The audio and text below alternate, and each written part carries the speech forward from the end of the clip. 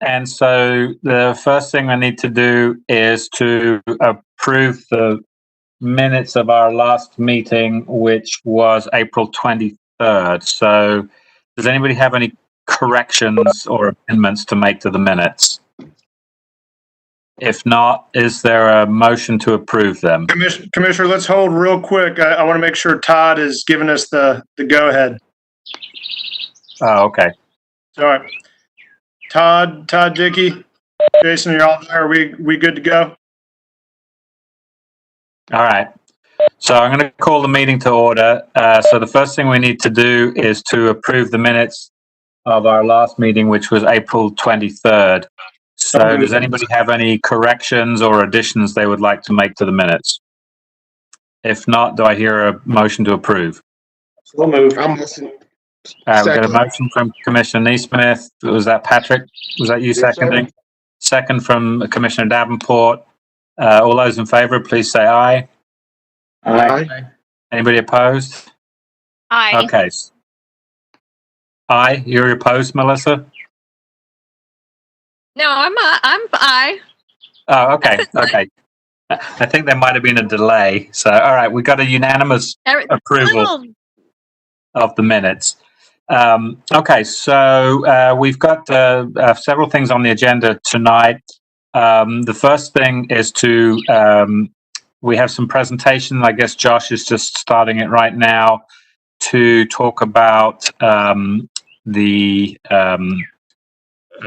child care that we were talking about. And we have a couple of guest speakers, Clayton Adams and Melissa Davis from the Georgia Department of Early Care and Learning. So, Josh, I'm going to turn it over to you, and let's get started. Yes, sir. And before I hand it off to our guest speakers, I wanted to first ask Doug Hansford, our Building Inspections Director, to share a few words clarifying some of our conversation from last meeting. Go ahead, Doug. All right. Thanks, Josh. Thanks, Commissioner.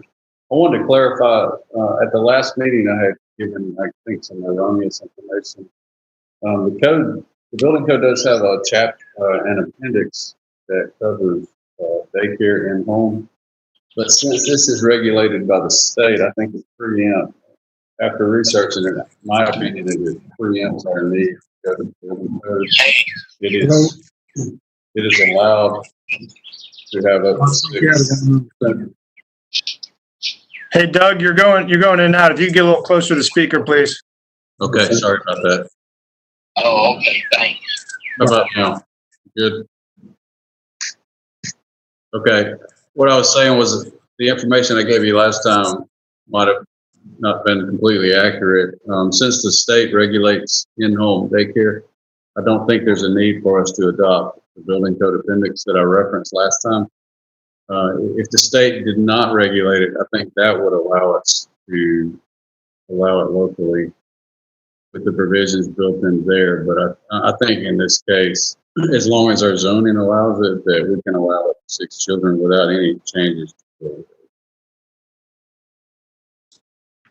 Okay, thanks.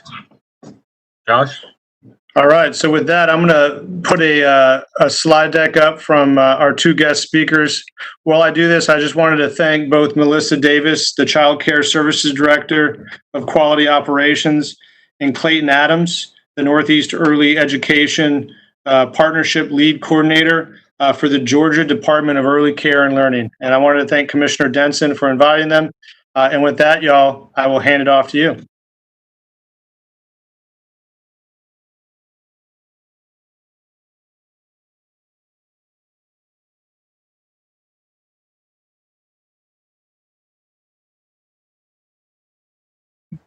Clayton, I think you're on mute, sir. Golly, you would think I would be used to this. 12 weeks and already doing this every day. I apologize. Again, thank you for having Melissa and I. I'm Clayton Adams. Work for the Department of Early Care and Learning as the lead coordinator for community partnerships. My role is working in a 26-county region of Georgia. I live and work here in Athens. My wife is a professor at UGA and at College of Public Health, Grace Bagwell Adams. So it's a pleasure to be here speaking with y'all. Tim Denson reached out to me last month with a couple questions in regard to childcare and what is called family childcare, which is the in-home childcare that Josh just mentioned, and what that looks like in Athens. What kind of the landscape around that. And so I wanted to bring in Melissa Davis, a colleague of mine from Decal, who works for Childcare Services, which is our division in Decal that specifically deals with this type of childcare. Usually when we're thinking about childcare, we think about center-based childcare, which is the formal setting in which is in a building, a large childcare center that is by far the most popular out of when we're talking about family home childcare, and then our center-based childcare. In Athens, you will see that we have 41 licensed childcare programs, both our centers and homes. And out of that 41, I believe 17 are our family childcare, which we will get in to some of those differences. But I will say that, especially now, when we're in this pandemic, childcare has a spotlight on it more than ever. A lot of people are understanding, possibly for the first time, the importance that childcare has, not only for our families and our children of our youngest age, but also for our business community and the economy. And in order for businesses to get back and running, childcare will need to be in place, and we will need to have high quality childcare. And then our childcare facilities that are in Athens, they need to be up and running. And at the moment, a lot of our centers and homes are still not opening. A lot hope to open in the next month, but it's an industry that's already a challenge to come out on the other side in good financial standings. It's hard.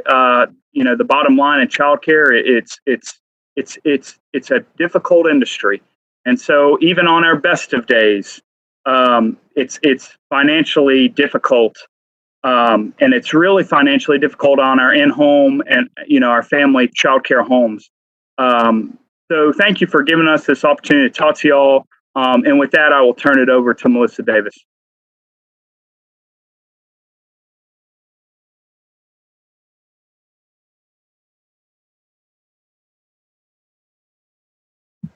Melissa, you're muted if you're trying to speak.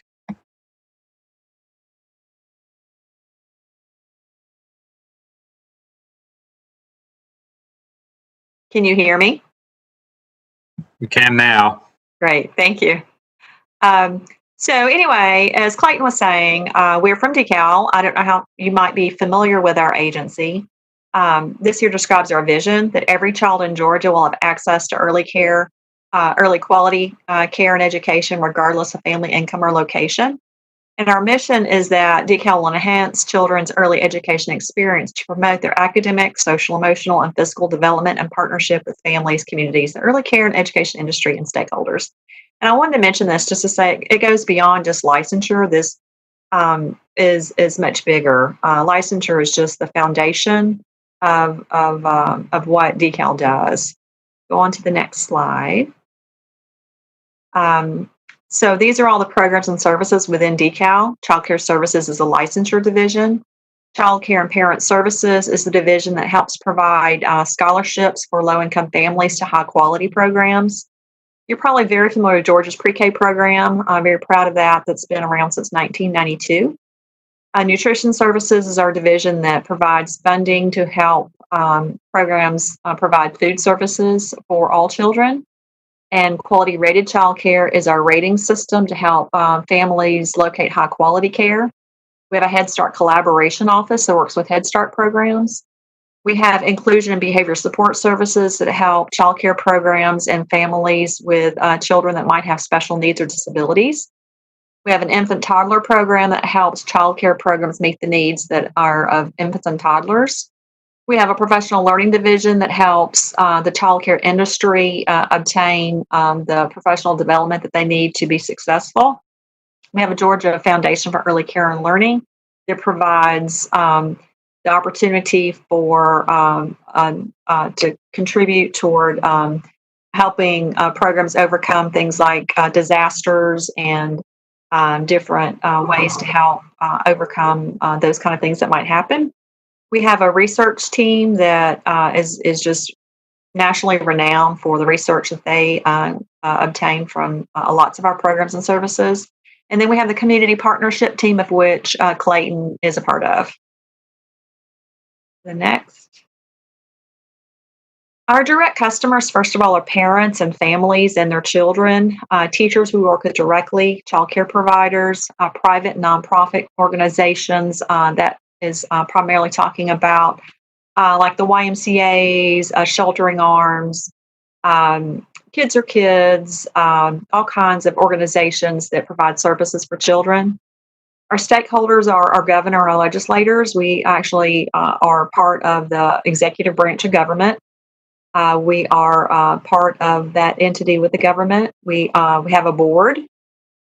Citizens are part of our partners and our stakeholders. Lots of advocacy groups, associations such as the Georgia Childcare Association, the Professional Family Childcare Alliance of Georgia, Georgia Association on Young Children, lots of groups such as that. Many corporations that might provide childcare, philanthropic organizations, and universities. UGA has been a huge partner of ours for a long time. Childcare services are the division that handles the licensing functions. We monitor and regulate all childcare settings that are required to be licensed. We have 3 types of childcare programs. As Clayton mentioned, family childcare learning homes is what in-home daycare is legally called within the state of Georgia. FCCLH is our acronym for that. For family childcare learning homes, a program is required to be licensed once they have 3 children enrolled. So if someone is caring only maybe for their own family members, such as grandchildren, nieces and nephews, such as that, that is not required to be licensed. But once they've got their 3rd child for pay, they would be required to be licensed by the state. A family childcare learning home can have up to 6 children for pay. If a program has 7 or more children, they're required to be licensed as a childcare learning center. And then we also have exemptions. We have quite a few exemptions. These are programs that are exempt for licensure. By legal definition, if a program cares for children for pay for less than 24 hours a day, they must be licensed. However, there are some programs that are exempt. This is by regulation. Programs that would be exempt might be like a 4-hour half-day preschool, might be a Mother's Morning Out drop-in program, day camps that serve only school-aged children between school terms. If a program has no fees for parents, those are types of programs that would be exempt from licensure.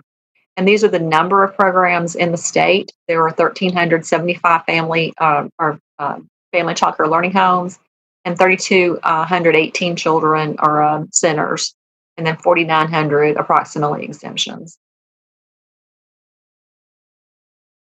So to begin, if a program wants to open, they have the option of attending a program called So You Want to Open a Childcare Program. Clayton's team is who operates this particular program.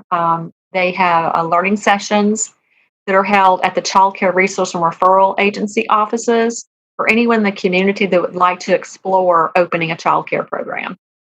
If they want to open a center or a family home, they may attend these sessions.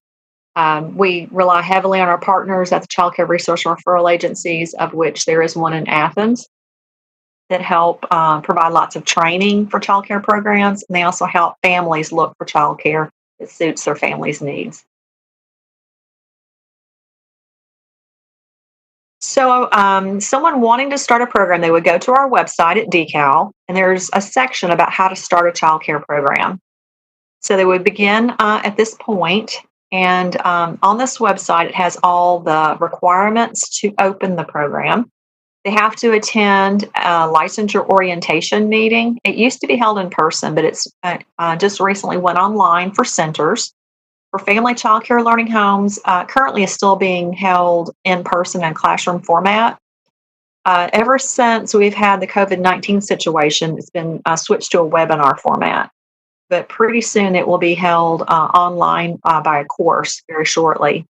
There's an application process that is very detailed. This application process includes criminal records checks on all family members that live in the home.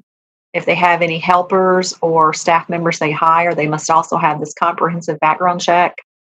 A family childcare provider, by regulation, must have a higher education beyond a high school diploma. They have to have at least a technical certificate of credit, which is earned through the technical colleges, or a child development associate credential on hire. They also must obtain additional 10 hours of pre-service training in certain topic areas. They must have CPR and first aid training.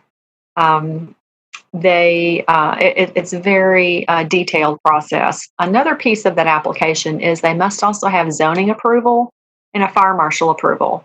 And that's where we rely heavily on our local authorities as partners through that licensing process.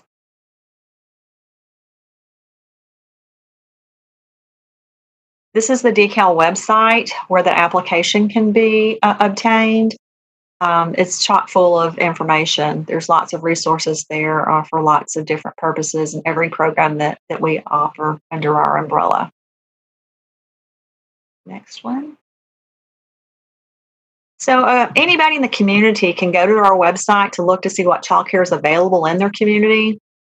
They can go to the families.decal.ga.gov website to get this information. And this is actually paged within that website. Another shortcut way to get there is through qualityrated.org. But a person can check whatever type of program they're looking for. The childcare learning centers and the family childcare learning homes are the two license types. The exempt ones are also there. There's also Department of Defense, which right from the start does not regulate, but they are federally regulated through the Department of Defense. There are local school systems that can be located here that might have a public pre-K. Georgia Early Head Start is programs that serve infants and toddlers that qualify for Head Start programs. Georgia Head Start serves 3 and 4-year-olds that qualify for Head Start programs. Technical schools many times have child development lab programs, as well as universities, such as UGA. So I looked up what the childcare landscape is in Clarke County. Clayton had also mentioned this earlier. We found within the confines of Clarke County, there are 27 licensed centers. There are 14 family childcare learning homes for a total of 41 licensed programs. Those 41 licensed programs each have a capacity that's based on the square footage available in a learning center and based on 6 children in a family childcare learning home for 2,637 slots for children to access. Out of those, I'm not sure how many might be currently available, but Clayton did allude to that fact that many programs are currently closed. I'm not sure how many of these are closed right now. We have grave concerns about programs' ability to reopen after the COVID-19 pandemic has passed. It's taken quite a toll on the finances of all programs, but and particularly for childcare. Childcare is most greatly financed by families. And if programs don't have the income coming in and children present, then they're likely to have a lot of trouble surviving. So it's something we really take very seriously of considering them as our partners to bring that up. The other thing I wanted to mention is traditionally family childcare learning homes were very, very popular for families that have non-traditional hours for their work. They're very popular for infants and toddlers due to the smaller group sizes. They can help fill a void in areas where there is a lack of care available, as they're more easily open than a center due to simply the size and the number of children enrolled. And then the next slide. So I guess the question is, what are the childcare needs in Clarke County to enable families to work and to support child development? Because childcare is dual purpose. It's not only to allow families to work, but also to support children. and to give them the best start possible. I could go off on a tangent. There's tons of studies that show about how appropriate child development services help their later development as they grow into adults and become members of the community. But we are here to answer your questions or provide any kind of answers for you and the resources. This is how you can reach us. Sorry, go ahead. That was it. This is how you can reach us. But if you have any questions for us now, we're glad to respond. All right. Well, thank you very much for the presentation. I learned a lot. I don't have children, so it's not something I have a great deal of personal experience with, but it was very interesting. So does anybody have any questions for our guests? I do. Go ahead, Melissa. Can you go through the exemptions from licensure again? I missed some of that. Sure. So by regulation, there are certain categories of programs that are not required to be licensed because they don't quite fit the definition of child care. Some examples of that would be, for example, private schools that serve ages 4th through 12th grade. Because the legal definition includes all children of the ages of 18, that is why private schools also have an exemption from child care licensure.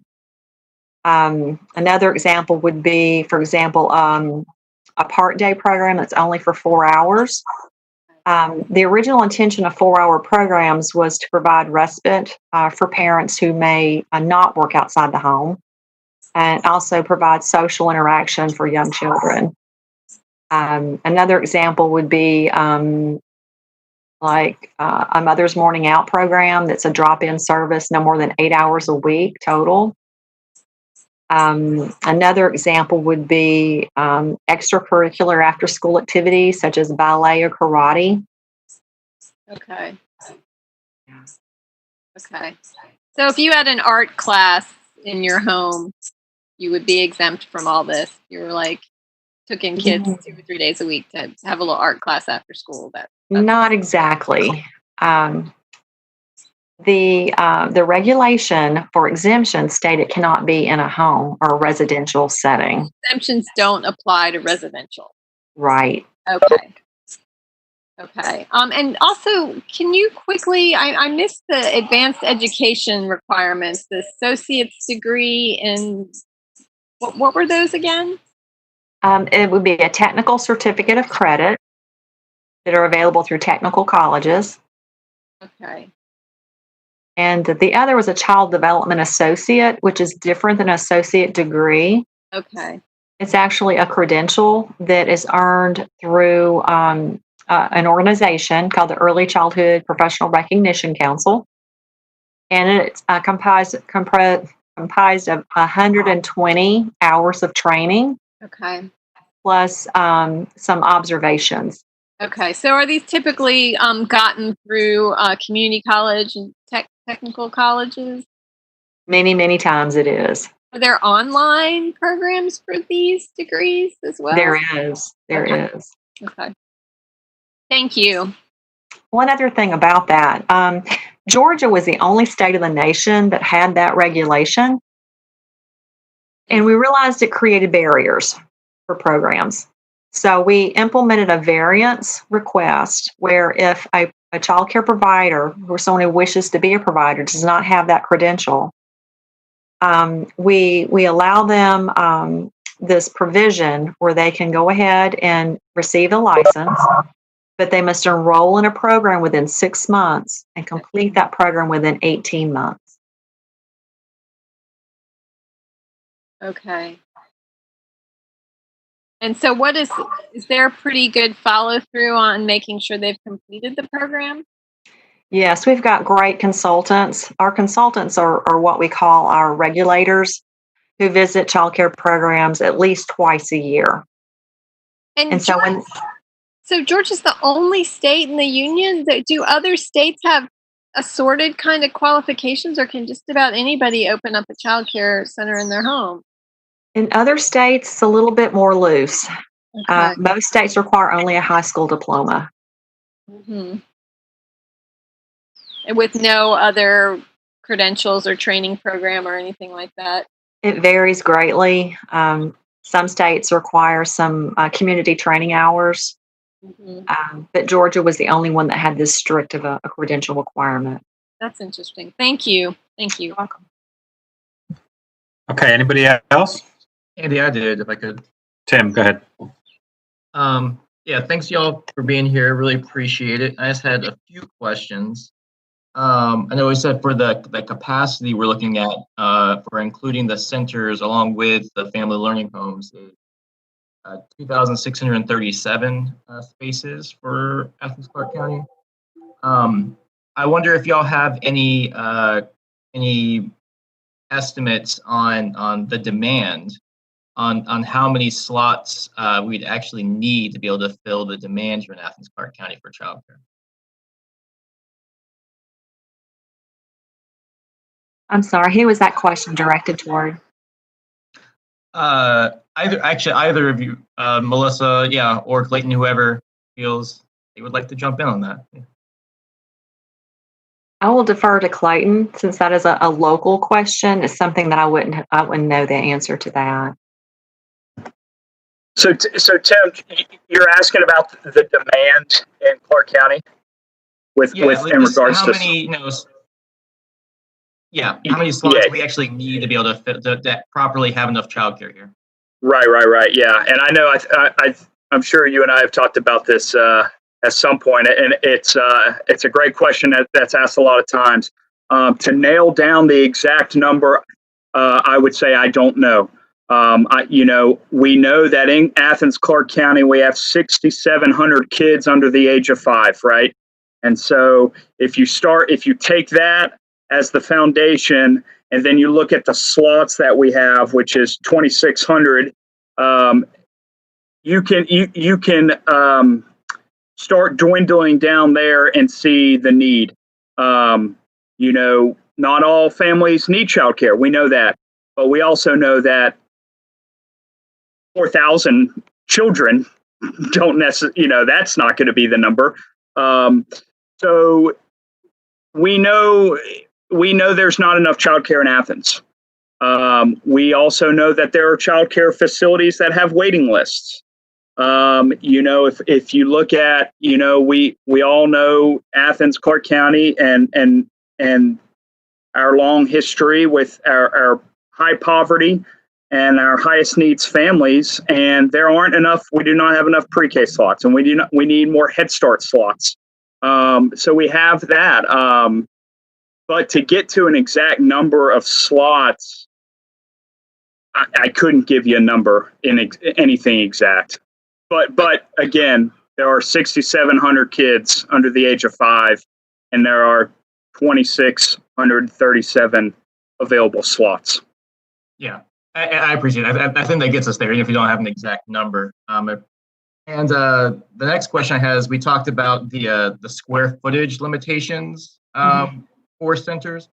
Does that also apply to the SCCLHs? It does. It's 35 square feet per child. Typically, we have no problem with a home meeting that regulation for 35 square feet per child when there's 6 children is the maximum they can accept anyway. Okay, thank you. That's sure. Good. And so, the big part we're having on this conversation is that Athens-Clarke County has further restrictions beyond what the state has for, I guess, what would be FCCLHs. And it's sounding like, and I guess I'm just trying to get y'all's professional opinions. If you feel like the state regulations are already ample to appropriately regulate the FCCLHs here in Athens-Clarke County. I'm not aware of what the regulations require for Athens-Clarke County, but I will say our regulations are quite strenuous. We work in partnership with some national organizations to revise our rules on occasion to ensure that they always ensure the health and safety of children. That is our primary foundational goal, is always to ensure health and safety. We partner with local fire marshals to ensure that the programs are in compliance with what the local fire regulations are, and with zoning. Okay. Thank you. That's helpful. Yeah, because the current situation in Athens-Clarke County is that we have a maximum of 4 children allowed for an FCC LH, and some of the caretakers have just expressed that limitation makes it difficult for them to be financially successful to continue doing business. So I think one of the big things that we're trying to figure out if it makes sense for us to change those regulations moving forward. And yeah, I think that covers all my questions. Thank you. Thanks, Tim. So I have a question, and then maybe we can start moving towards a motion or some kind of resolution. So we're talking so far about childcare in people's private homes, and we've got this 2637 slots presently available for 6,000 and something children. What about, do you have any information on childcare that's perhaps provided by employers? Maybe, I don't know if the Athens Housing Authority provides childcare, or any other kinds of entities in Athens-Clarke County that might provide some help in covering those 4,000 or so children that might possibly need childcare at some point, but may presently not have it.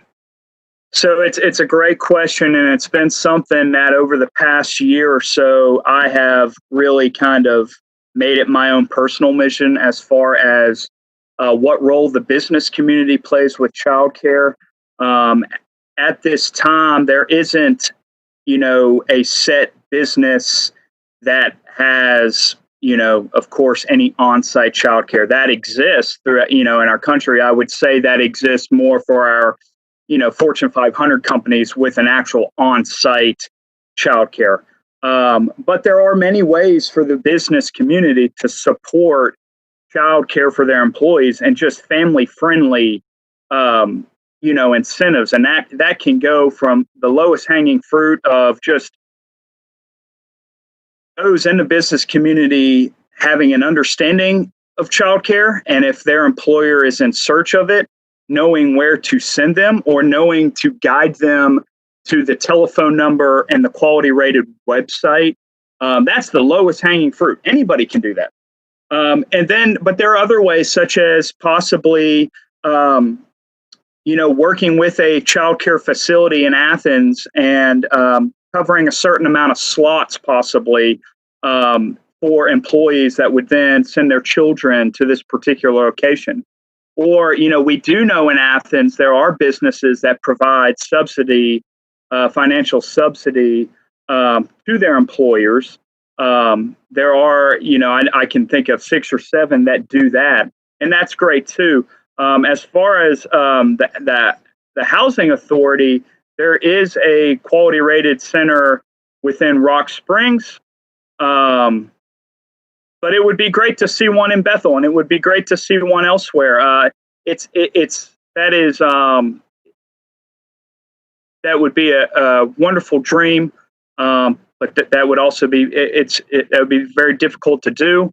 There are plenty of examples around the country in urban areas of using an apartment within a housing community, public housing, and using that as a childcare facility. Could that happen in Athens? Absolutely. But as far as the business community, again, it plays a huge role in the sense that, the long picture is that these children now will be entering the workforce at some point, and the soft skills, which are lacking so much right now with our businesses. I mean, you hear everybody say that, it's hard to find a reliable employee, and that is basic soft skills that are learned at the earliest age. So not only will, these children be entering the workforce, but also in a short term and long term is that the current employees, these parents, if they have reliable and high quality childcare, they're going to be a better employer. It's that plain and simple. Knowing that your child is in a safe setting, learning, you're going to be able to focus, and you're not going to have to call off work. You're not going to have to choose a job based on your childcare situation. Because another thing, and we could talk about this for the next 10 months, is childcare is expensive. High quality childcare is very expensive. And the case is that people are having to choose whether to go into the workforce or not because of the cost of childcare. And that's a huge issue. And so the business community in Athens and beyond plays a huge role in supporting through, having that basic understanding of what the importance of high quality childcare and what that means for their employees. So it's a great question, and one that we are working on. Mayor Gertz and David Bradley and I have talked about it many times on how we can engage the business community in Athens and greater Athens as well. All right, thanks. Well, you mentioned David Bradley because one of the things I'm not sure why that's happening. One of the things I was going to suggest is, or ask maybe of Josh is, is this something that we could reach out to the chamber about? Maybe even DABA or the ADDA downtown, because obviously there's lots of businesses located close by downtown, and this is not my area of expertise, but it seems that it would make sense to try and develop something if you've either got a single employer that has a large number of people in one place, or maybe multiple small employers that are located in a geographically proximate area. And so, downtown fits one of those categories. The Athena Industrial Park maybe fits another category, but it's just something that I think it would be good if we could maybe, it sounds like there's some conversations already taking place, but if we could maybe, be a little bit more proactive in trying to maybe figure some kind of public-private partnership between, the county, the state, the Chamber of Commerce. So I don't know, Josh, if you have any thoughts about that or can give us any feedback, or maybe that's something for a different day. We got those SPLOST dollars. We did put childcare in there. Yeah, we can definitely reach out and continue that conversation and bring back more material for y'all to see if there are any updates in those conversations and reaching out to the chamber. So in terms of this particular issue, because I'm cognizant it's about 6:10 now, we've got a couple of other things.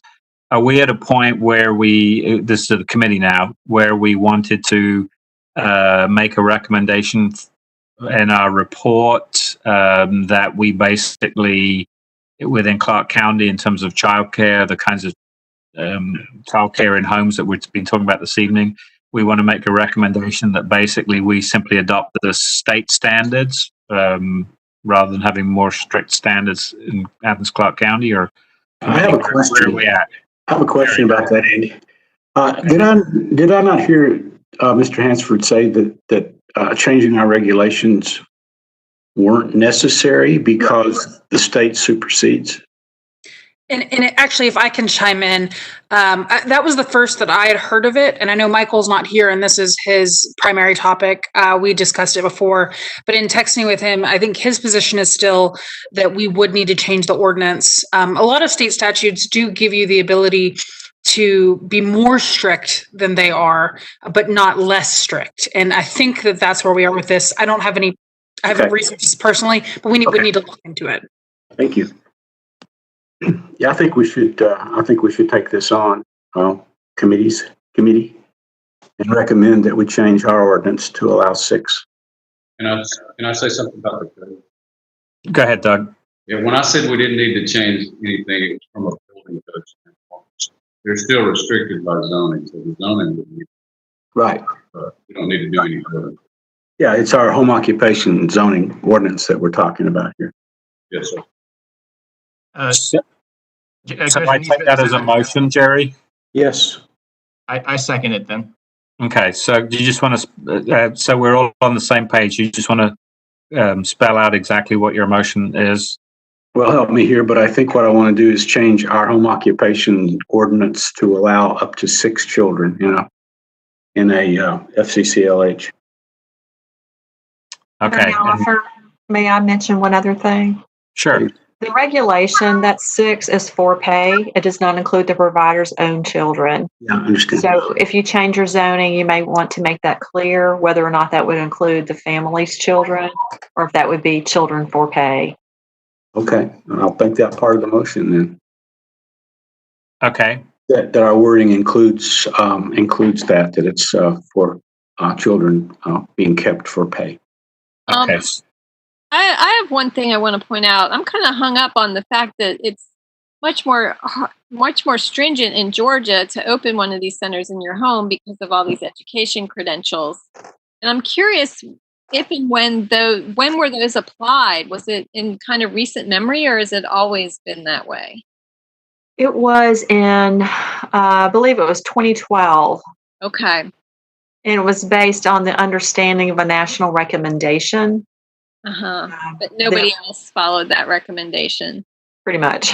I'm just concerned that, the fact that we have so many kids who don't have access to this kind of childcare has everything to do with the barriers to opening these centers in one's home, and particularly those barriers when it comes to communities of color and low-income communities. And also they might not have access to the home equity and the construction loans to improve their homes enough to qualify for one of these in-home centers. Well, I think those are legitimate concerns, but they're a little bit beyond our control. Yeah, I'm just pointing that out. Like maybe down the line, as we try and talk about minority businesses, this might be something we want to focus on. Well, we would have to get the state to change the law. So, or we could help subsidize those requirements. Incidentally, there is a scholarship program that does allow access to providers to participate that has been very successful. Okay, that's good to know. Thank you. Okay, so just to bring us back on track. So Jerry has made a motion that we basically change our local ordinance to allow up to 6 children in a home that will be paid for. Is that correct, Jerry? Is that what you're saying? That's right. Up to 6 who are there as childcare for pay. Okay, and then I think Tim, was it you that seconded that? I did, and I think maybe it would be best with how Jerry said it at first, which was like the language to mirror the state language. That way, yeah. Okay. Yeah, that's good. All right. So just so for the minutes, just for the record, clarify and re-specify your motion, Jerry. Okay. So we amend our home occupation ordinance to mirror the state regulations by allowing up to 6 children in a care home, in a child care facility, up to 6 there as care for pay. Okay. Are you okay with that, Tim? Yes. All right. So if there's any further discussion? All right. If not, everybody that is in favor of that motion, please say aye.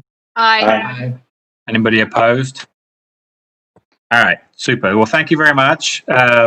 We appreciate the input. And Josh, have you got everything we need? Yes, we have that. We have everything we need. We'll work with the attorney's office, and Michael Petty will develop a report and get it to you for your review to bring forward. Okay. Super. Thank you.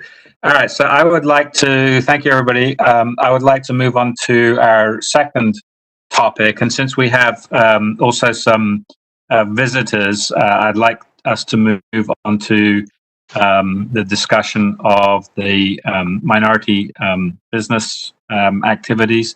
So after our last meeting, I had some discussion with Blaine. I think Blaine has had some discussions with Crystal and some other people in our organization about how to encourage minority businesses to be able to contract more with providing services for the local government. And so we have a couple of our staff members, and I also had asked Josh to invite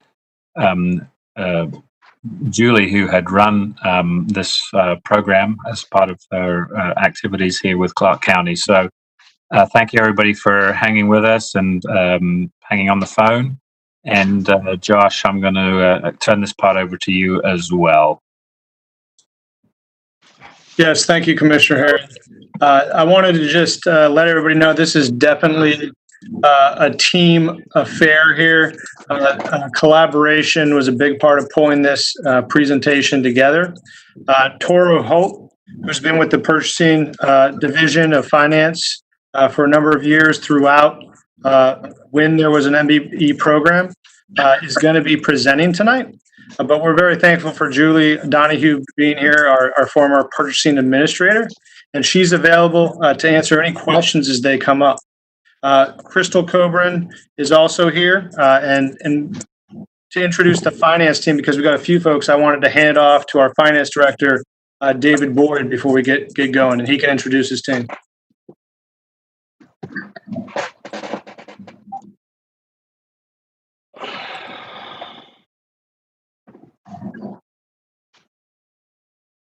David, are you there?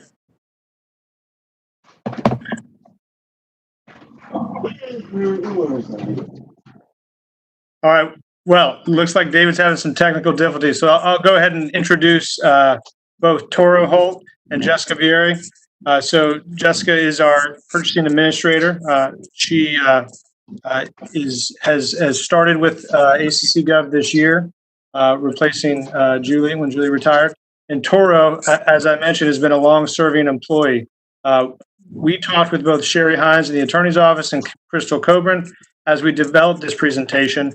And our biggest goal here tonight is to provide the historical context of the previous MBE program and get everybody on the same page. And so that's what we're trying to do tonight. And with that, I'm going to hand you off to Toro, but there'll be multiple of us speaking in to help answer any of your questions. All right, Toro, it's all you. Good evening, everyone. Can everyone hear me well? Okay, we can go ahead to the first slide, please, Josh. Okay, so once I was asked to review what happened in the past as far as our MBE policy and our program, we started looking at the things that we did then versus the things that we do now. From what I understand, everyone was provided with these slides, so I really want to kind of move through them really quickly and just get to your questions so we can try to answer those things that kind of really matter the most. So the first thing we're looking at here is the policy. This essentially is what purchasing tries to accomplish through our normal procurement policy. And what that breaks down to is that our goal is to ensure that everyone has equal access in order to compete for the citizens' dollars. And as purchasing, we look at ourselves as the gatekeeper. We make sure that the citizens' dollars are spent in the correct manner as supplied by our policies and procedures. This policy essentially says that we're going to give everybody the same opportunity every single time. The way we do that right now is by utilizing the Georgia Procurement Registry, which is part of a state mandate. And we advertise everything which we call a formal sealed solicitation. commonly known as a bid or an RFP.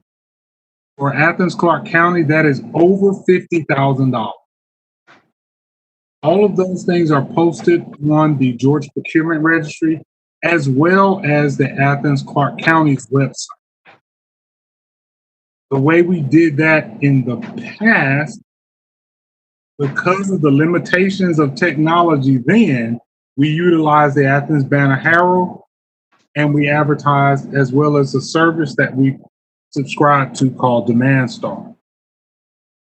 So when we look at the policy, we feel that we are absolutely following the tradition of ensuring everyone has equal opportunity to participate in bids and the equal chance of being awarded. Now, when you look at the program, the MBE program was designed to encourage and help businesses that were at that time and now underserved. And when I say underserved, I mean that maybe they didn't have the same starting line as everybody else. So that program, what I remember, was designed to give them the tools and education that they needed in order to compete at the exact same level.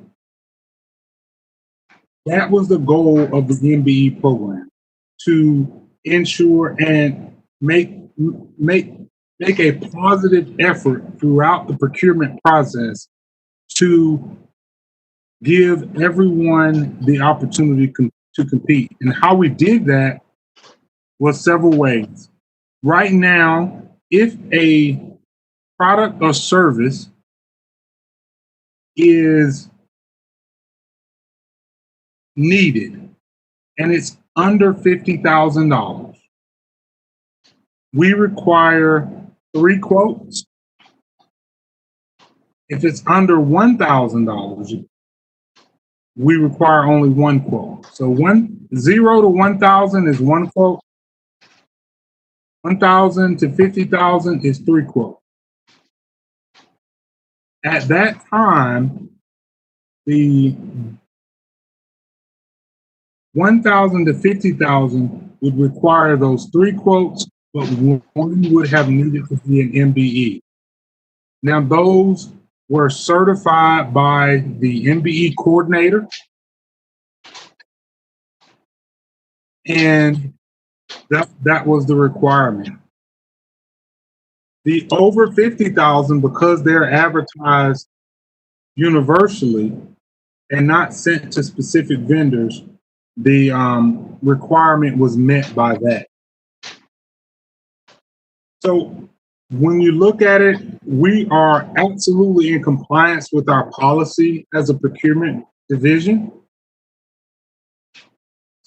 And we are actually doing our numbers are actually pretty close, if not over the 10% that we measured even back then. Part of that is because the technology changed so much in the last 10 to 15 years that we're able to reach out to the entire world. The Georgia Procurement Registry gives us access to every vendor, and it's free for them and free for us.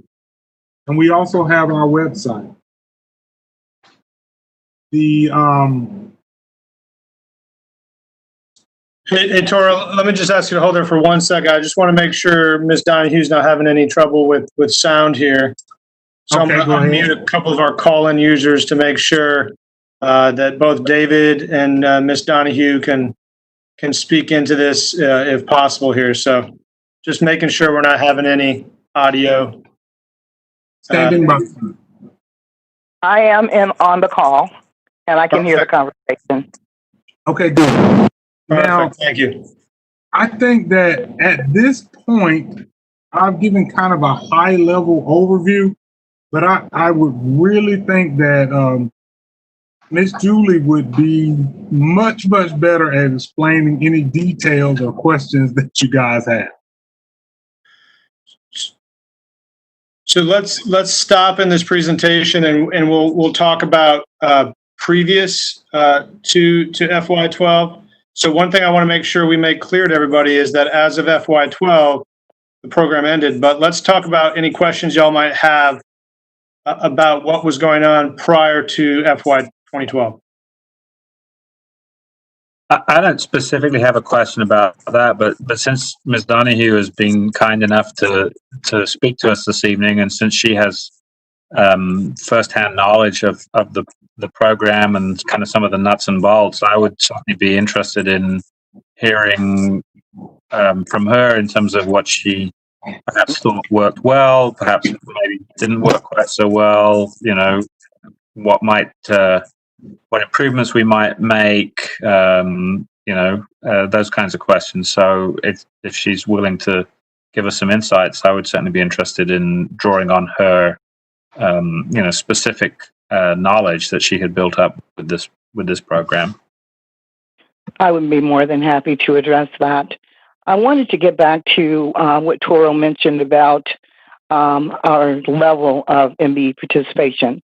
And I want to make certain that everyone is aware that when this policy was drafted back in 1994, the governing body chose to exclude female-owned businesses from the policy. When we look at the activity level on the Georgia Procurement Registry, that registry includes minority designations for not only specific minority groups, but it also embraces veteran-owned businesses, female-owned businesses, and disabled businesses. So I wanted to make sure that was clear.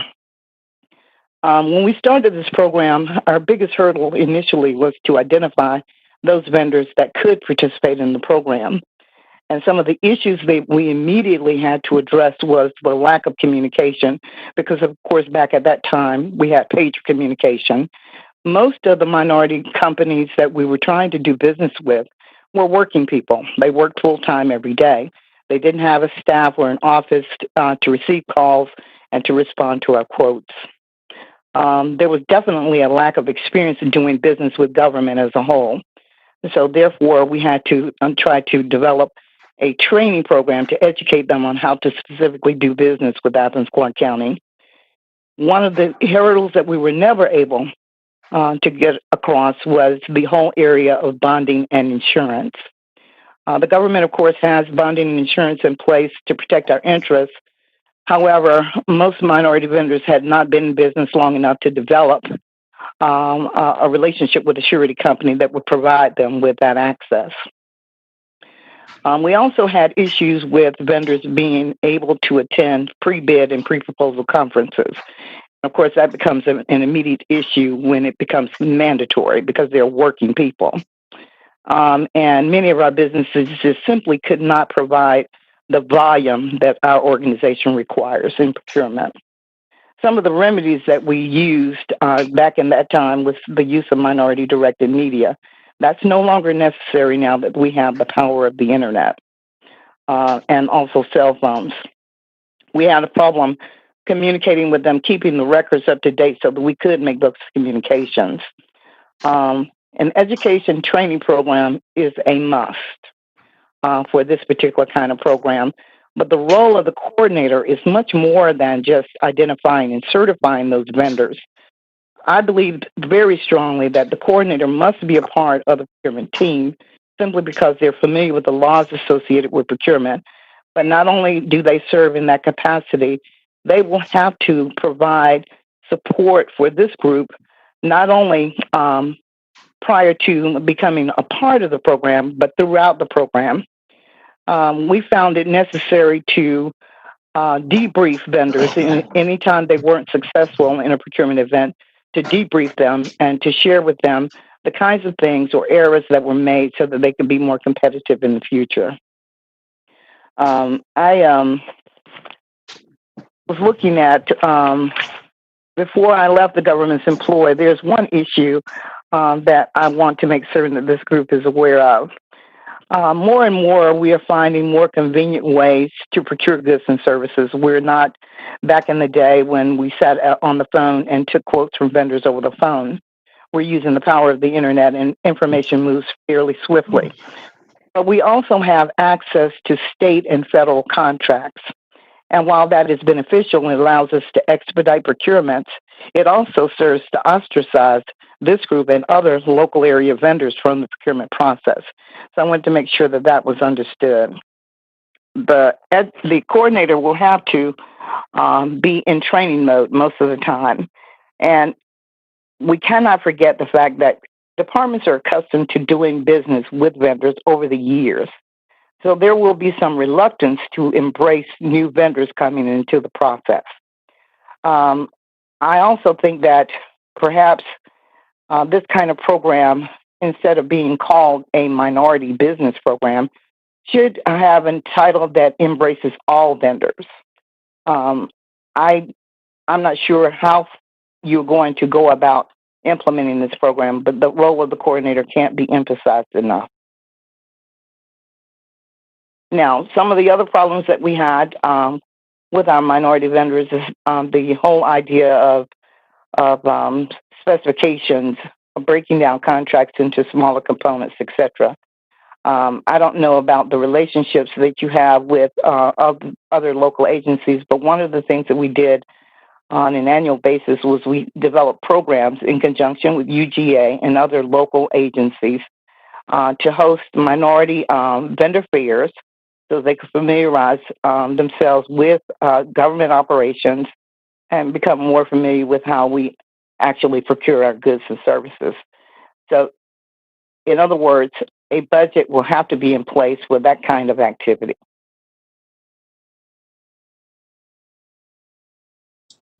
And is that something, when you say UGA, are you talking about I know that the small business center on campus, they have I don't know the official title, but a minority outreach type person. Is that who you're talking about?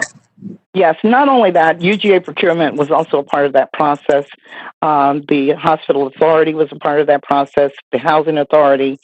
All of us jointly got together every year to have a minority business week, if you will, in which we hosted an event somewhere on the UGA campus where we invited vendors to come in to meet and greet us and to talk about some contract opportunities that we had available.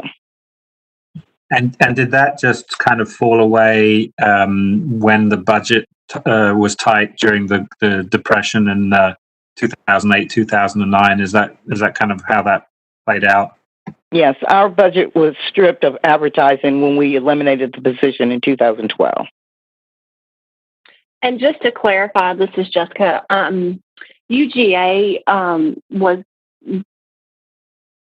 the actual sponsor for that expo, and you are indeed correct that as far as UGA was concerned, it did fall off due to budgetary restraints. So right. And do you have any recollection, ballpark, how much that expo cost, how much money we were talking about? From our perspective, we made a contribution, but this was a joint effort for all agencies. I'm not familiar with what the UGA procurement office contributed to that vendor fair, but we probably spent somewhere in the neighborhood of maybe $1,000 every year to put on that one. UGA contributed $10,000 every year, and the first one was in 2008. I have a question. So you used that expo as kind of your primary outreach. Did you do other advertising as well? Because like the whole outreach world has kind of changed in the past, even the past 5 or 6 years with social media kind of taking off. Do you have any input on that? Well, we had other activities, yes, but nothing as big as the event that we participated in with the UGA. And certainly with the power of the internet and web access, etc., outreach is totally possible and very inexpensively. Yeah, I mean, I think that a lot more outreach you can get a lot more outreach these days for next to nothing if you're savvy with social media and posting on pages and just maintaining a informative website.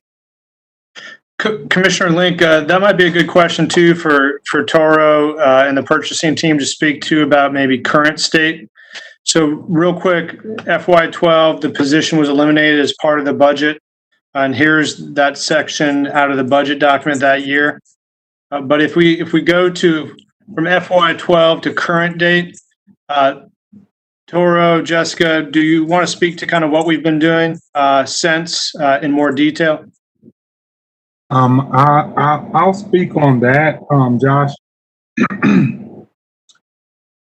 At current, because of the technology and our widespread reach, we are able to, utilizing GPR and our own website, we do what I like to call a blind advertisement, which means our advertisements are sent out there with no regard to who you are, where you come from, or what your upbringing is.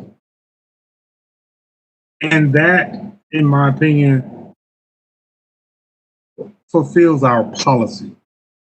Right now, we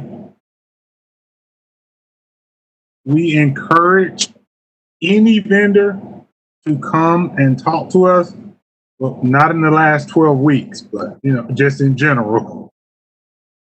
But we try to, even though that position was eliminated, every senior buyer and every administrator, every person in the finance department, we always try to encourage vendors, whatever information they need, please come see us. We'll sit down, we'll talk to you, and we try to educate you and give you everything that we can.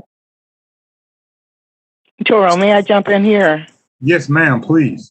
Don't forget the fact that the bid list application document provides vendors with that access. When they register to do business with us, they also have links to all of our websites. It's a part of the application document itself. That is correct. And I think that one of the biggest things that we lost when we lost that position was the notice to all vendors. This was a document that had all of our certified MBE vendors listed. So if we had a project that had federal or state requirements, or even our own local projects, those vendors had a complete list of all of our local and certified MBE vendors actually as part of the document, and it made it easy for them to contact. I think that's a really important thing to note. Thanks, Toro. You're welcome, sir. And Julie, thanks for filling in some of the gaps here. Are y'all ready for us to move to the next slide? Yes. Sure. All right, so go ahead. Okay, so as we've met as a team to develop this presentation, what we've seen are really three potential approaches. And this is where I'm going to ask Attorney Sherry Hines and our inclusion officer, Crystal Coburn, to jump in as well to help clarify the difference between these approaches.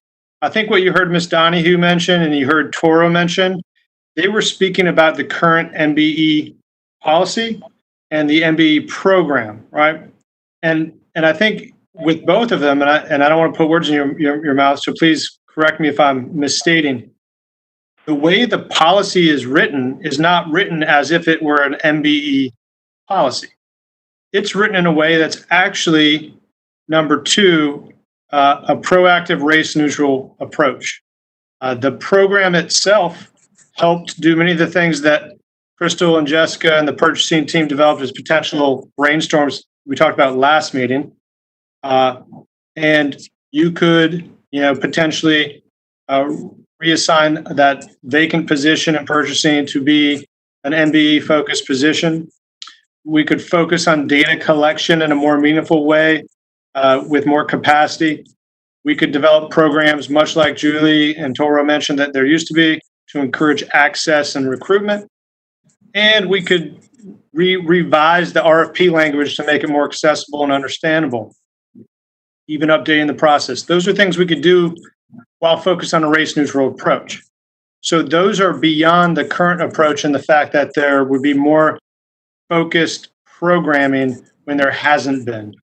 So that's the difference between the current and what would be a proactive race-neutral approach. The third would be, as we discussed in emails after the first meeting, if it were to be more race-specific, that's when, as you've seen in other governments, it would require a disparity study. And so those are the key differences. You could do a number of things in the second approach. You could still do all those things in the third approach as well, but it would be more focused on changing the policy in that third approach. Sherry, Crystal, is there anything you want to clarify about what I said? Yeah, no, I think I think the only thing that we really talked about that is just worth mentioning is that in that original program, there was some talk about soliciting a specific number of bids from a minority business. I think anytime you do that, you're shading away from being totally race neutral. But otherwise, I think you explained it really well, Josh. Our program really right now has been focused on advertising and making sure it gets out there to everyone. It's available, but it's not really a racial or gender or other type of minority preference program. And for that, you need data. Josh, I think your description was accurate and clear. Thank you. Purchasing team, Ms. Donahue, is there anything you want to add before we open it up to more discussion from the committee? I would like to just simply thank you for the opportunity to participate in this conference today. Well, great, y'all. Thank you again for giving us your insights. Yeah. Thank you so much. Thank you all. And with that, we're done with our presentation. So we'll kind of let you all ask any questions that you might have. I have a question, or at least a comment. I am in favor of a race-specific approach. The whole point of, bringing up this issue is that, there are clear race disparities in many aspects of our community. And, this is one way of beginning to bring some equity into our local culture. Yeah, if I can go ahead. I second those comments, Melissa. And I do have two questions. One being, and Sherry, I mean, you just brought it up that one of the possibilities could be that if we required a minority contract to be one of the contracts received, and that you said that starts taking us away from a race neutral approach. But I know though that other entities, other situations do have that kind of approach. That seems like maybe it's a bit of a middle ground that we could pursue, or I mean, how legally dicey is that if we were to put that kind of requirement in place? Sure. I think anytime you're going to be advocating a decision being made based on race, gender, or any other protected class, you're opening yourself up to challenge. If you're seeing it in other communities, there's a good chance that either they have done a disparity study or have some sort of documented long-term history that makes it appropriate for them, that they can look at objectively to prove, or they just haven't been challenged yet and they're rolling the dice and hoping they don't get challenged. I just think there's a big risk to that, especially when you're talking about large government contracts, because if some contractor alleges that we didn't give this white male-owned business a $5 million contract, and we instead gave it to someone else unlawfully, damages that we're looking at there, I think it could be a significant amount. Anyways, it's just something to be aware of. That's the concern, really. Okay, thank you. And that actually brings me to my second question. And I think this could be for anybody who wants to speak to it, but especially probably Crystal. if we were to also include approach 3, which I'll say that I do think we should do, and do a disparity study, I have to imagine that that disparity study could be helpful in many other ways beyond just this MBE program. Has that been discussed at all? And if so, what kind of ways could that be utilized? Yes. So one way that, yes, it has been discussed. And one key thing that it could help us do is establish a baseline. In the process leading up to the creation of this office, one of the things that the task force was interested in is creating a basic equity accountability mechanism. And in order to do that, it's essential to have a place from which to begin. So if we were to have systematic data collection in this area, it would help us identify some key variables that we could begin to track moving forward. There's also the possibility, depending on the scope of this study, and I'm not an expert in conducting disparity studies, so I would want to talk with those experts, that we may be able to sort of take a retroactive look back as well, right? So understanding what's been happening up to the present day, establish those baseline variables, understand which variables might generate the highest impact, and then that would give us additional information to help us focus our energies. We've been doing that to a limited extent with essentially the qualitative data that we've been discussing. One of the themes that came up very early on, which has come up again today, is that a key variable that seems to shift outcomes is human-to-human contact. So when Toro describes people coming in and having a conversation with someone in finance, when our guest speaker describes the former MB coordinator spending an extensive amount of time in the community communicating with people face-to-face, that's telling us that that variable seems to have some sort of impact. At this moment, we haven't measured it. Yes, it's somewhat anecdotal, but it is still vital data. If we were to collect data systematically, we would shift from the anecdotal into sort of having a set baseline from which to begin, and that would be extremely valuable. Okay, thank you very much. That's really helpful. And I guess just my last comment on this is that I think we got into a lot of this discussion and had this assigned wanting to pursue a more racially equitable economy here in Athens-Clarke County. And I think that involves not only making sure that our contracts and our spending is that way, but also the way that we spend our budget as a county government.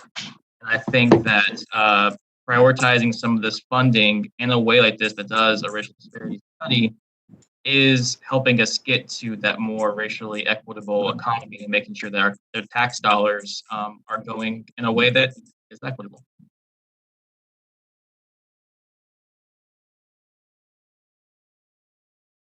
What other questions do y'all have?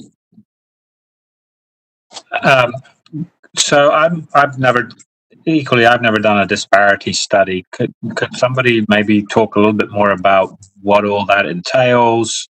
How it would be rolled out, and I'm wondering, is it possible to kind of, if we are looking at where we're at right now, is it possible to do number 2 and number 3 kind of simultaneously, in the sense that from what Ms. Donahue said, the kind of the personal touch seemed to be really important, and I guess some of those types of activities that we had previously been doing that seem to have generated some success, whilst also pondering the bigger issue of some kind of disparity study and using that to try to develop better policies.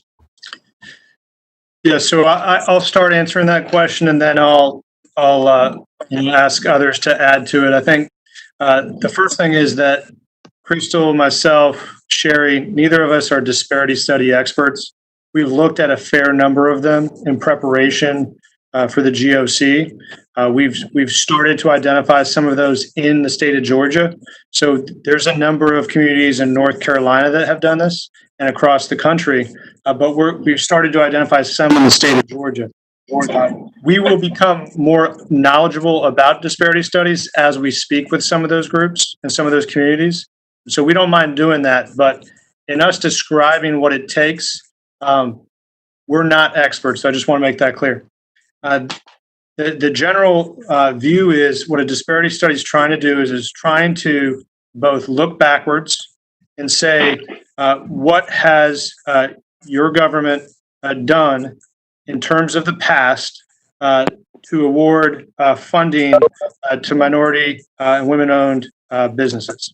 At the same time, this is one of the hardest data challenges that the consultant that's doing the disparity study is also trying to develop the current status of MBEs in your community, right?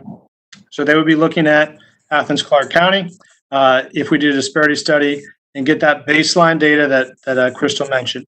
So then what you're doing is you're comparing current state numbers of businesses to who's gotten past contracts, right? So that's the exercise. There's a lot more to it, but that's the general kind of idea. And then looking forward, many of them that we've looked at have offered recommendations on approaches. So here's the analysis of what's happened in Athens-Clarke County. Here's a list of recommendations of how you might address this if there is inequity, right? So that's the general premise. Sherry, Crystal, purchasing team. What did I miss? Okay, Josh, this is Toro. By nature, as a procurement person, I'm cheap. So I start looking at things and I'm looking at, we're about to go into this upgrade in our technology for our entire finance system. And after looking at and looking through all the slides, I think we will probably still need someone to be a position in order to go out, because the community approach is the only way that you're going to get people on board. You have to put a face in front of a face in order for them to feel connected. And there's no amount of data or analytics that can replace a handshake. There's no amount of data that can sit down with a person and explain it to them in a way that they can understand it. But our upgrade in our software is going to allow us to fulfill our policy at levels and record the data. And that's, I think, is the critical part.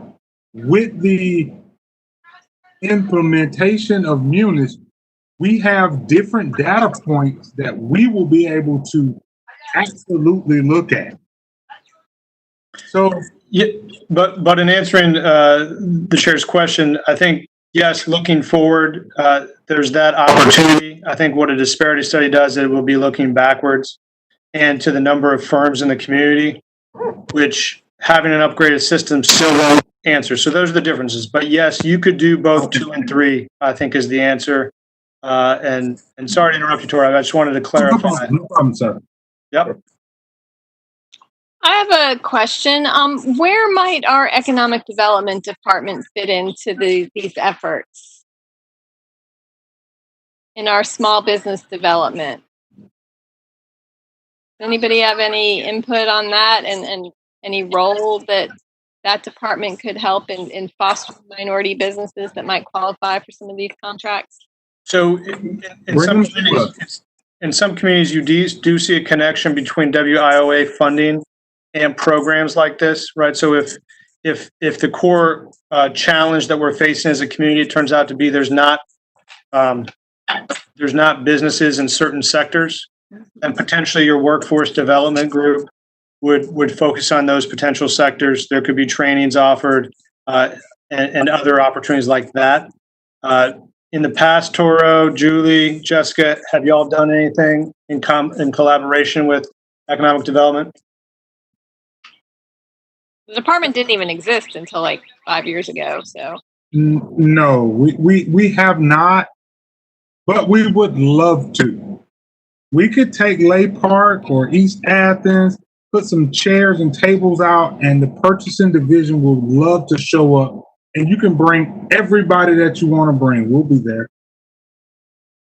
yeah, I almost feel like, that kind of partnership would be more effective rather than the UGA kind of Georgia Center type thing, like going directly to the communities and community centers and encouraging folks to start these businesses because, they do have the potential to actually make them profitable. They know that there's a market out there. You guys pay me from 8 to 5. I will show up wherever you want me to show up, period. And we appreciate that, Toro. Well said. Thank you, Toro.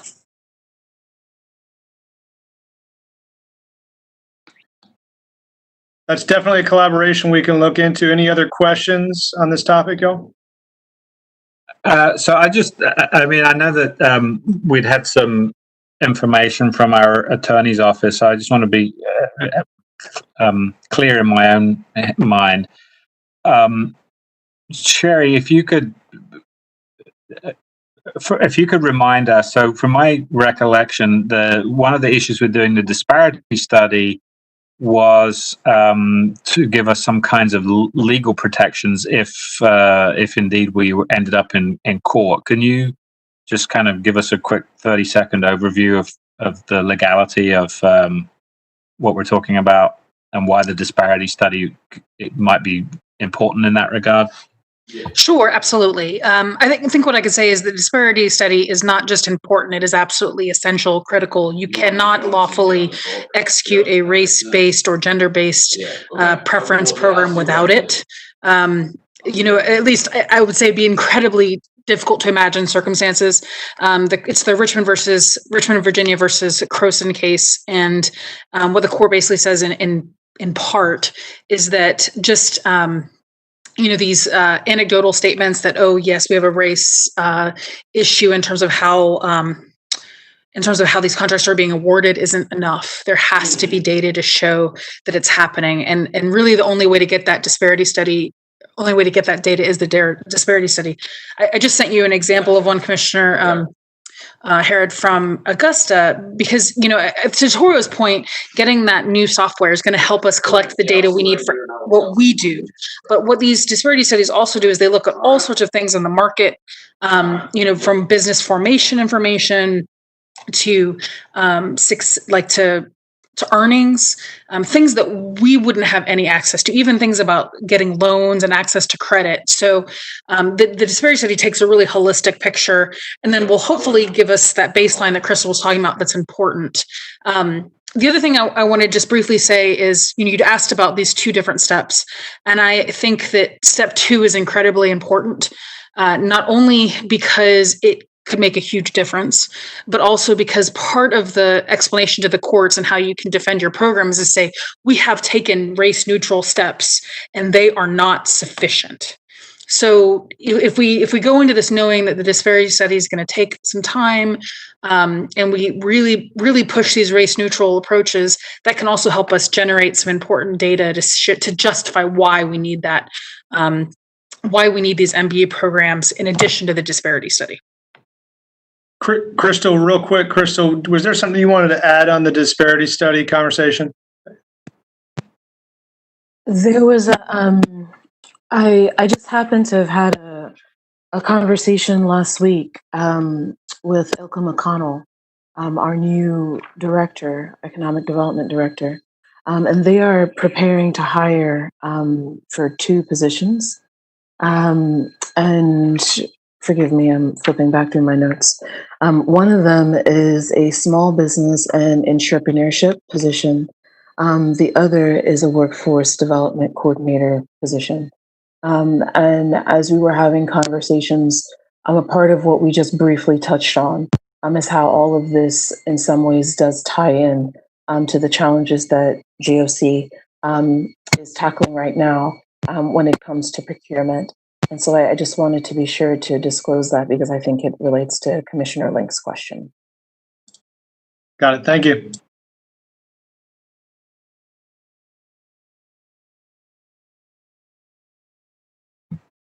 So does anybody have any other questions?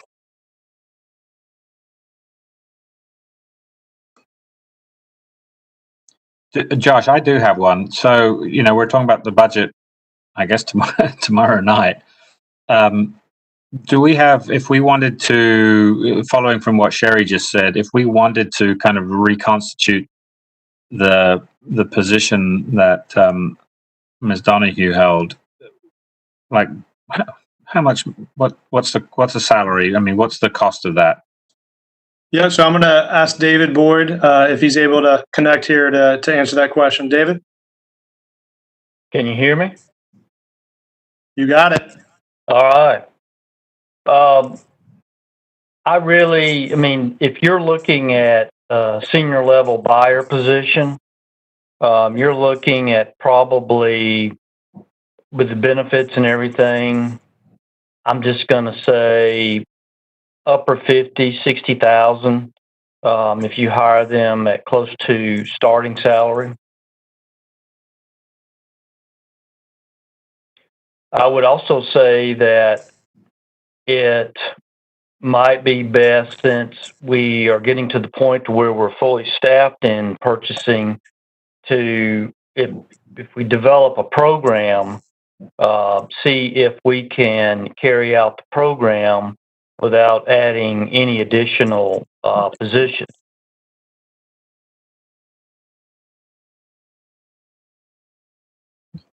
And so do you have somebody on staff that would be able, presently that would be able to do those kinds of things, or would that involve moving some people around? Well, I think it would be a multi-person effort. I mean, for instance, Toro has spoken repeatedly about getting out into the community, and he's done that in the past. He's spoken with vendors. He's, worked with people to teach them how to actually submit an RFP or any other type of bid or proposal so that it meets the requirements of our process. And that is the type of face-to-face approach that, we've been talking about. The other approach is, I know a disparity study would be something that would be done by an outside consultant, obviously. But as you know, in the budget, we're looking at reallocating one of the only vacant buyer position we have to a new position. And this position would be a higher level than, say, a senior buyer, and it would also be a supervisory backup to the administrator. And this person could fulfill a lot of the reporting as well as data collection, working in concert with Toro and maybe the other senior buyers. But as Toro has alluded to, and when you want to talk about just face-to-face, he's willing to go out and do that. So to answer your question shortly, we, using the staff that we have and adding this new position, we should be able to divide the responsibilities up so that we meet the requirements of the policy or program. Okay, thanks. So committee, what are your thoughts? I mean, I think it would be worthwhile to go ahead with beginning to implement the approach to. I lost the slide there. And hold on, let me find it. was at least beginning that data collection and developing programs and that RFP language, of course, and kind of like ramping up to developing a position. Well, and also putting out the disparity study. I guess you put that out for bid, and that could take quite a while to come through, and put ourselves in a position. Well, and also we don't know how much that costs and if it's allocated in the FY21 budget. So this is something that might not be able to get off the ground for another year. But I think we could at the very least start with that the internal stuff like the data collection and the RFP language and programs to encourage access and recruitment, and prepare ourselves for a budget item that includes the disparity study and a position. I mean, and if the funding can be found in the FY21 budget for this disparity study, it's a little late in the game, but I think we should focus on that. Andy? Yeah. Sure, go ahead. Thanks. I think I support that approach for us to go ahead and do the things that are in number 2 outside of the position right now. It sounds like doing those things is going to be necessary for that position to be able to work effectively anyways, but doing what we can for those other parts, especially the RFP language, and then going ahead and putting an RFP out for the disparity studies to see what that looks like, and then possibly do a budget amendment later in the year, next year, to fund that once we know how much it's going to cost. So, David, just before I go to Patrick and Jerry, just so I'm clear, if we were looking at the parts in number 2, are you saying that we could do the data collection, the programs to encourage access and / recruitment, and the more accessible RFP language / process? Are you saying that we could do that with the current staff that we have, or are you saying that we would need the MBE position to be able to do that?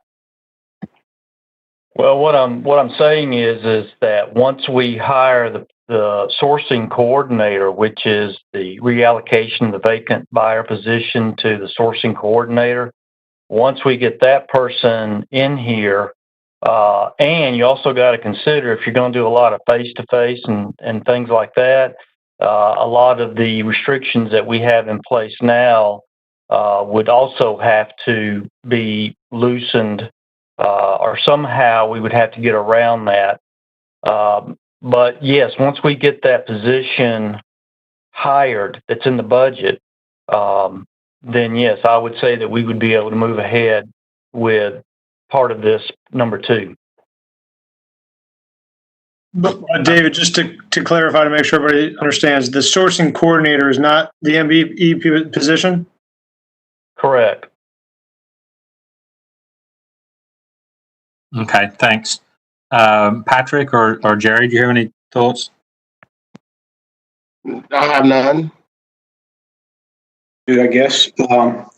Yeah, I like both 2 and 3. One of my goals, of course, is to help with minority businesses, but the other one is to help with local small businesses, just to keep that money in town, because all the ships will rise. And if we can also come up with a race-specific approach, that's great too. But I just want to help our people and keep the tax money flowing in our economy.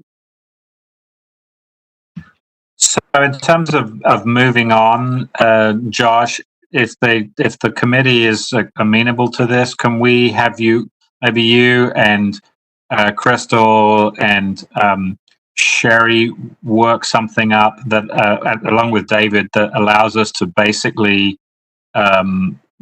do the data collection, the programs to encourage the access to recruitment, the more accessible RFP language / process that's under number 2, that would then put us in a good position for moving on with number 3, later on, and have that as a recommendation to the mayor and commission. Because I'm assuming that would require some internal reallocation of staff time, I guess, in purchasing. Yeah, I guess the one question is that a conversation for the budget work sessions for y'all, or is that something at a later date? Well, I think from what David said is that with the hiring of the person that is kind of that is online to be hired, that what we're talking about is sort of numbers. They're not numbers, but bullet points 2, 3, and 4 under number 2 could be done without specifically right now hiring an MBE position, if I understood David correctly. In other words, if there's something we can do now and get moving on this, I'd rather get moving on it than just say, well, we don't have anybody in the budget and we've got to wait another year. I'd rather get moving sooner rather than later. Definitely. Okay. So I think what my one question for y'all would be is, yes, we can start moving on some of these items in 2, but in terms of the full recommendation, do you want us to develop a full recommendation from the GOC that incorporates both 2 and 3, or kind of how do we get that future aspect into the full discussion with Mayor and Commission? I have a suggestion about the funding for the disparity study. I'm wondering if there are outside sources for the funding. And I also wonder if it's the type of study that could be shared with the Economic Development Department to kind of get the funding from different sources, so it could be put out there sooner rather than later. We could definitely look for other sources of funding. We could definitely do that, and we could definitely collaborate with our Economic Development Department. I think for us, it would be making sure we bring the full recommendation from the GOC to the Mayor and Commission, and making it clear that this is what y'all are recommending on this item, to make sure everybody's on the same page. Sorry, you broke up. To make sure everybody's what? Make sure everybody's on the same page. So what I can't tell Commissioner Harrod is if you're saying go start number 2, we'll talk about 3 later, or if you're saying here's the full recommendation.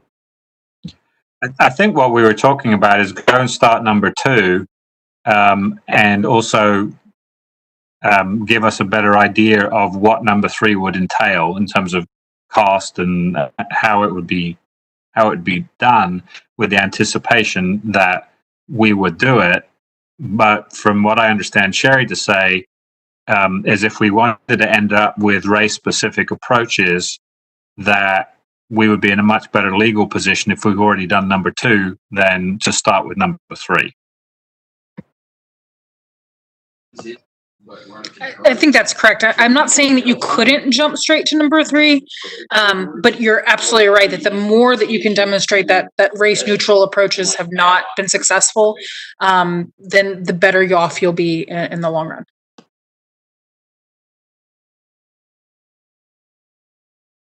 Yeah, and we're good to bring a recommendation that addresses 2 forward as well. I think it could also be discussed at one of the budget work sessions, because there has been some back and forth about what to do with that position already. So y'all could also bring it up at one of the work sessions, and we could kind of formalize it with more of a GOC report on just item 2 at a later in the next agenda cycle. And then we can bring back more information about a disparity study to the next meeting after we do some more research.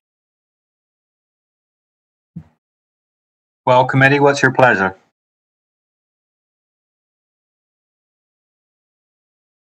If we're gonna, I would like us to at least make some kind of recommendation about the disparity study. I just know. I agree. I think we need to make it. Yeah, one person at a time. Yeah, the cycle for these things just takes so long. So if we were to go through this and not recommend 3, even though we all feel like we need 3, then what? We're looking at 2 years, 3 years, 4 years from now. Maybe this comes back before a committee, and then we go into it again. And I'm fine with us putting some kind of time structure into this. saying that we're going to do certain things, the data collection, the more accessible RFP language, parts of 2, in anticipation that we're going to do 3 at some later, even if roughly stated time.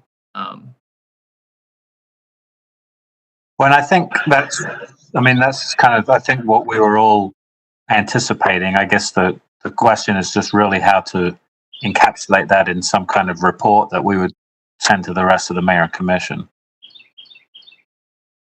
Do you have enough to go on for the time being, Josh, between yourself and Sherry and Crystal to come back with something that basically, kind of crystallizes our thoughts on this, that we want to do bullet points 2, 3, and 4 of number 2 in anticipation that we will also do a disparity study in the future.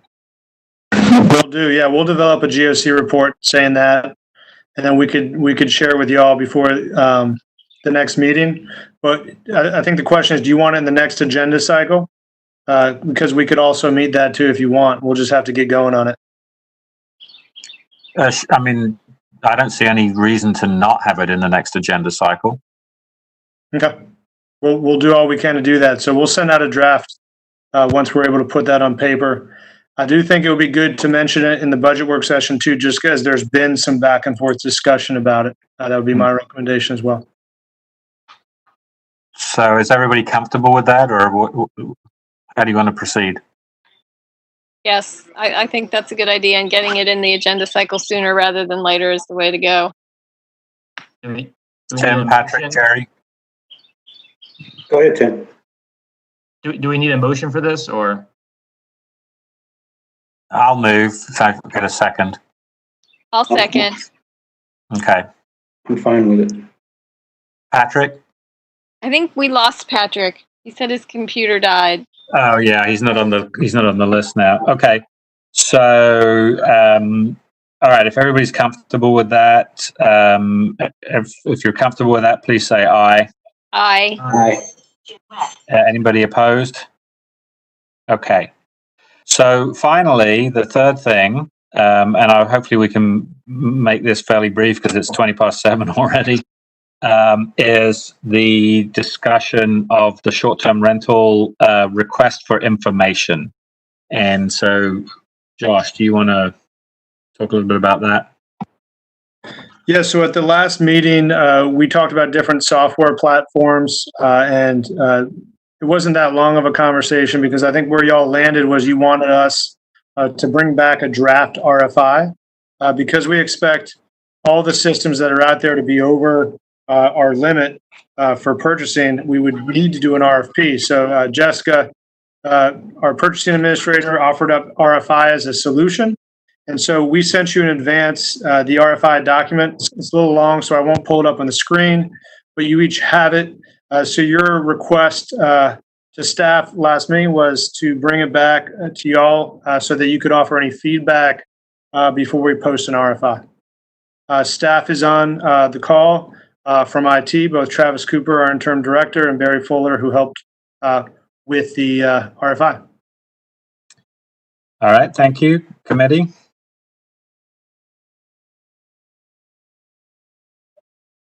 Any thoughts?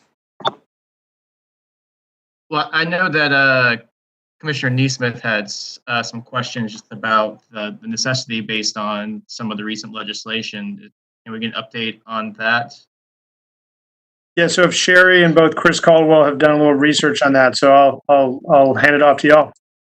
Sure. So yeah, looking at it, that the one statute that passed only refers to sales tax. It doesn't refer to the motel hotel tax. And so that isn't being collected.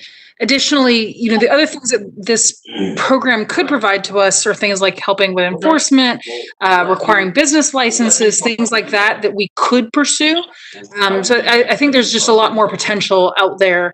And then the one piece of legislation that was intending to require these marketplace facilitators to have to pay motel, hotel fees and taxes hasn't gone anywhere since March, I think. So we're just sort of waiting to see if anything happens with it. Chris, was there anything you wanted to add to that? No, that's what I remember too. Thank you. I mean, I read through it, and since it's just a request for information at the moment, I don't see any reason not to send it out unless either Tim or Jerry or Melissa, has heartburn over that. I agree with you. Yeah, I had no problems with it. I'm good. Okay, so I'll take that as a motion, Josh. If we can recommend. Now, does this have to come to the full mayor and commission, or can we just do it on our own and have it sent out? That was not our understanding. That we didn't think we would have to take it to the full mayor and commission, but we could make sure before we do it that is correct. Okay. I mean, I'm happy to have it sent out, and I'll make that motion if somebody wants to second it. Second. Okay. And then, I guess the motion would be either we can send it out directly or we can send it to the mayor and commission as a recommendation. But if we have the authority to simply send it out, directly, then that would be my preference, just because we can get it done more quickly. So that would be the motion, I guess, if Jerry's okay with that. And this is an example of why it's always good to have purchasing on the call, because Toro did say that, yes, we can go ahead and do it. Okay. Well, in that case, I would attend all of our meetings. in that case, then, if everybody's okay with it, let's recommend that we simply send it out and see what comes back. Aye. Okay, everybody's good with that? Yes. All right, I'll take that as a unanimous yes. Okay, anything else? Just to let you know, Chief Spruill issued a statement about 30 minutes ago. Okay. Thank you. I'll have to go and read it. Mm-hmm. It's 2 pages. Okay. All right. Anything anybody else wants to say? If not, I guess, Josh, we need to figure out a time for our next meeting. Will you send out a doodle?